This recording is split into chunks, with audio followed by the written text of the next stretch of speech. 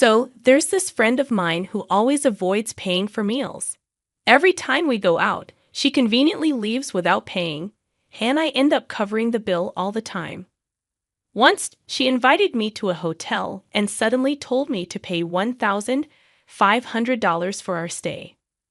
I was confused and asked her what she was talking about. She insisted that I should foot the bill for our lodging, which seemed completely unreasonable. I'm still shocked, but I've decided it's time to make her face reality. I'm Michelle, a 45-year-old office worker. I live with my husband of 18 years, our daughter in middle school, and our son in elementary school. Since both my husband and I work, we share household chores. Whoever has some free time does the dishes, and we work together to manage our daily lives. My husband is really involved with our kids, driving our daughter to sports activities and playing catch with our son. He's an awesome dad, and I feel fortunate to spend time with such a caring husband and adorable children. One day, someone disrupted my peaceful routine. While I was taking out the trash in the morning, my neighbor and fellow mom Susan asked if I wanted to go for coffee sometime. I hesitantly replied, "Coffee, really?" She explained that there's a new trendy cafe nearby with delicious Korean bread, and she thought we could go together. Although I wasn't too excited, I agreed to go on Saturday. Susan, who hadn't spoken much before, seemed really enthusiastic. I was initially planning to decline because I prefer spending my weekends with my family after a busy week of work, house chores, and taking care of the kids. However, Susan knew my children's schedules and mentioned that on Saturday, my daughter has sports and my son has plans with friends. Surprised, I asked her how she knew, and she cheerfully shared that she heard it from David, who is in the same sports activities as my daughter, and my son mentioned his plans. Feeling a bit pressured by Susan's good mood and information about my kids' plans, I reluctantly agreed to go to the cafe on Saturday. She left after setting the date and meeting place, and I found myself committed to our coffee outing. On Saturday, I was feeling a bit down because I had worked extra hours. We were supposed to meet at the station, but Susan was late, and she didn't apologize. Even when we reached the cafe, there was a long line, mostly of young people. I suggested going to another place, but Susan insisted on waiting because she really wanted to try the bread there. After an hour of waiting, we finally got a seat. Susan, feeling tired, commented that I should have gotten the drinks while we waited. I apologized, and despite my frustration, I smiled. The bread she recommended was indeed delicious, and I thought about bringing my family next time. As we were about to leave, Susan suddenly needed to use the restroom. I waited for 5 more minutes, feeling the stares of people waiting, and ended up paying the bill. After another 10 minutes outside, Susan came out, saying her stomach hurt a little. I asked about her condition, but she said she was fine and walked ahead of me.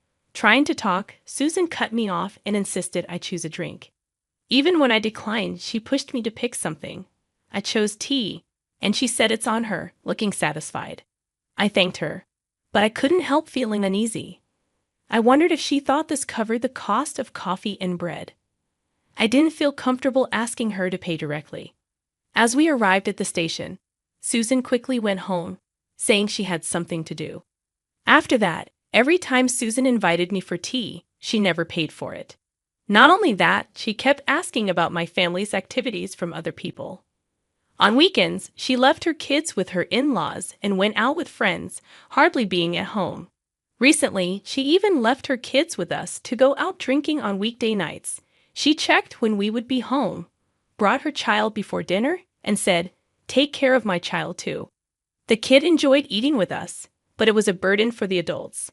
I asked if her husband was home, and she mentioned he's often on business trips. I wish she would at least contribute to the cost of food, considering we already have 2 grown children. But Susan just said, "It doesn't make much difference with just 2 more and left." Any homemaker would understand the financial strain. It's been a month since we started living this way, and the kids are on summer vacation. On the way home, Susan invited us to go out with our families. I was unsure because my husband had been approached by her earlier. Since Susan's husband would be home, she invited us during the holiday. I hesitated, thinking if it's with the family and her husband is there, it should be fine.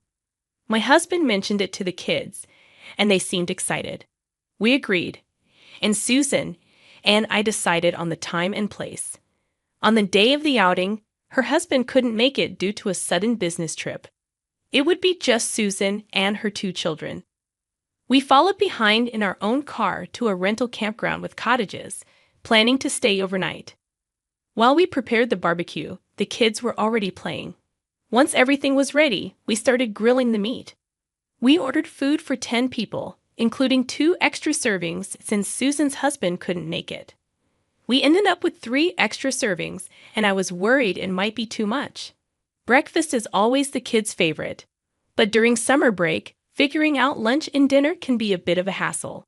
Today, we decided to keep it simple by just grilling meat. While my husband and I were busy preparing and grilling meat, Susan just sat there, not doing anything, with a calm look on her face. She mentioned that we need to watch the kids properly, but she only watched them from a distance. When I called the children to eat, she grabbed some meat, saying, "Wow, that looks delicious."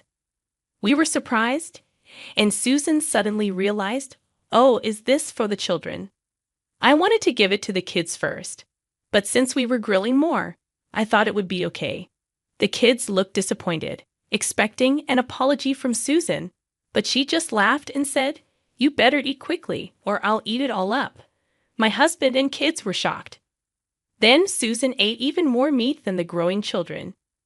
We had planned for 1 lamb chop per person, but she had already eaten 4 and was reaching for more. "Susan, we only reserved 1 lamb chop per person. You've already had 2 extra ones for yourself and your husband, so please have something else. It might seem small, but we can't get more food because we reserved it." "There are limitations," I explained. "What? I can't eat what I want. That's not fair," she complained. I reminded her, "Didn't you know this when we made the reservation?" We planned and decided on the food together, even discussing ordering more because of our growing children. Susan insisted, "I don't eat much. I have a small appetite. Just count me as not there, and 1 extra portion should be fine for my kids and the men." I thought ordering for 10 people, including our 2 middle school kids who eat a lot, and 1 elementary school child, would be enough. But the meat was disappearing quickly. "My son wants that meat," my son said, reaching for it. But Susan grabbed it and ate it quickly. I was upset, and even my usually calm husband was getting annoyed. We couldn't strongly object because Susan's children were there. "Mom, don't act like a child," said Susan's daughter. Susan justified herself, saying, "Survival in camping means fighting over meat." The children were surprised by Susan's immature behavior. Later, we finished the barbecue, played outside for a bit, and decided to take a break. Since the cottages were separate, we could take a break from Susan and relax. Even though it was supposed to be fun, it felt tense, and my husband looked tired. He suggested, "Let's have breakfast and head home early tomorrow." We spent the rest of the time relaxing with our family and greeted the morning. Susan came out of her cottage cheerfully, saying, "Good morning." I replied, "Good morning. You're lively today." She said, "Of course." I ate a lot, relaxed, and had a great time. For breakfast, we had sandwiches provided, played a bit more, and then started preparing to leave. During the final payment, Susan was missing. I told my husband, and we looked around, but even Susan's children were not there. I asked the kids if they had seen her, and they said she mentioned going to the restroom and told them to go before leaving. When asked about payment, I requested the cashier to wait. After waiting for 10 more minutes, Susan hadn't returned. I went to check the restroom, but Susan and her kids were gone, and her car, which was supposed to be parked nearby, was missing too. "What?" My husband was surprised. It looked like Susan and her family had already left. I couldn't believe it. I was about to explode with anger. Inviting us and then leaving without paying was infuriating. The total cost of everything, including camping equipment, cottage stay, drinks, meat, and more, was nearly $900. Susan knew the approximate amount during the reservation, and she insisted on this place, which only allowed on-site payment. It seemed like a planned act now. We decided to go straight to Susan's house. "Susan, please open the door." After ringing the doorbell many times, Susan reluctantly opened it. "Susan, why did you leave without telling us?" I asked. "Huh? Didn't I say I was leaving?" She acted like she didn't know. "Susan, you need to pay now. Give us the money," I told her firmly. "Oh, what I forgot. But I don't have any money right now," Susan replied. "We agreed on the amount beforehand, right? You set the budget." I hadn't mentioned it earlier, but I couldn't stay quiet any longer. However, she kept saying she had no money, so I asked, "What happened? You bought something you wanted before the camping trip." "Look," she said, laughing and showing off her purchase. "So you didn't have money during the camping trip?" I asked, getting a bit annoyed but still questioning her. "Yeah, I didn't have it when I reserved. So what?" I was fed up with Susan, who kept laughing without feeling sorry at all. "You planned this from the beginning," I said, and she replied, "Well, thanks to me inviting you. We had a great time. It's a win-win situation, isn't it?" So I confirmed one last time. "So you don't plan to pay? You're so persistent. It's embarrassing." "I told you I don't have the money. When I get it, I'll pay you back." "Or are you trying to get money from someone who doesn't have any?" With no shame and an unapologetic attitude, Susan laughed, and I reached my breaking point. "I see, understood." I went home without saying much and talked to my husband about what happened. Time passed, and Susan suggested, "Michelle, there's a tasty restaurant nearby. Let's go." She acted like the camping incident never happened. "I'm sorry, but I'm busy, so I can't go."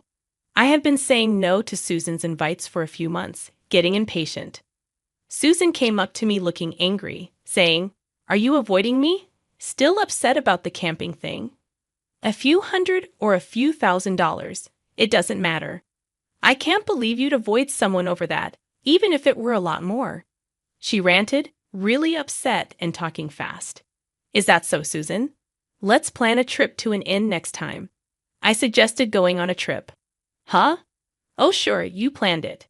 In that case, I'll have to check with my family." Susan became cheerful. I told her my husband gave me some alone time, thinking of a 2-night trip. When she asked if my husband would watch the kids, I said he was busy. To the unsure Susan, I said, "I plan to stay for 2 nights from Friday. If it's difficult, I'll go alone." She said she'd leave the kids with her husband's parents and join the trip. When I showed her the inn's exterior, Susan got even more excited. "I'll book 2 rooms. There seems to be space for all." I told her about the inn, and Susan started looking up things on her own. "How about I invite my friends too?" she said. So I told her I'd make all the reservations at once. A month later, it was the date of the inn reservation. Susan and her friends were at my house, looking confused. "Aren't you driving us?" "Oh, sorry, I have to stop by my in-laws, so let's go separately," I said, and Susan reluctantly agreed. We drove to the inn in different cars. "Wow, can't believe we're staying at such a nice place, Michelle." "Thanks." Everyone was amazed by the inn's beauty. "Let's enjoy our free time." Susan and her friends were having a great time, seeming to forget about me. The first day was just eating, bathing, and sleeping. After the bath, I found Susan and her friends having a secret talk. "Hey, Susan, can you really afford to stay at this expensive inn?" One of Susan's friends asked. "Yep, it's all on me," Susan bragged. "Amazing. It's over $1,000 per person per night. So generous. Then I'll turn off notifications for texts and calls and enjoy this dream world until we leave." Susan said she'd pay for everyone's stay, and everyone got excited. The next morning, they went to the spa for massages and had a meaningful time relaxing. I tried texting Susan, but she didn't read or reply. Even at night, it seemed she was having a good time. "Hello, Michelle. It's morning already," cheerful Susan called. "Ah, yes, that's right," I replied, wondering why I was stating the obvious. "You overslept, so it's your fault, right? We're going home first, so pay $155,000. Susan said something totally unexpected. Oversleep. $155,000. What are you talking about? I didn't understand what she meant. The person who comes last usually pays, right? Susan said. So I said, yeah, but I'm already home. Didn't you see my text? I had messaged Susan that I was going home. Oh, I wouldn't be looking at my phone in such an amazing place. I explained the situation to Susan. I went home on the second night because my mother-in-law wasn't feeling well. Originally, I was just picking up the kids and my husband, who were playing. But since my mother-in-law wasn't well, I left early. Why didn't you say something? Susan was angry. I told her my husband contacted me late, so I texted her. She asked about the bill, thinking I was avoiding paying my share. I reassured her, don't worry, I already paid. Oh, right, that's fine then. We just have to return the keys at the front desk and go home, Susan said, her tone calming down. Well, yes, since it's on-site payment, stop by the front desk. My part has been deducted. If the front desk did everything right, there shouldn't be a problem, I explained. You didn't pay, right? Susan asked again. No, I paid my part before leaving, so it's okay, I replied. However, Susan's next words made me uneasy. What about our part?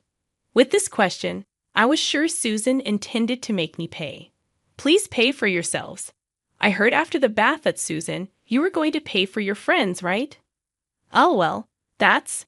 Susan stammered. You're amazing, honestly. I thought you were the worst for always disappearing when it's time to pay. So you really were going to pay back the money for the camp later. I misunderstood you, Susan. I'm sorry. I joked, building her up. Wait a minute. I cut off Susan's protest and said, tell me all about your wonderful time when you get back. See you later, and I hung up the phone. When I got home, my husband asked, are you okay?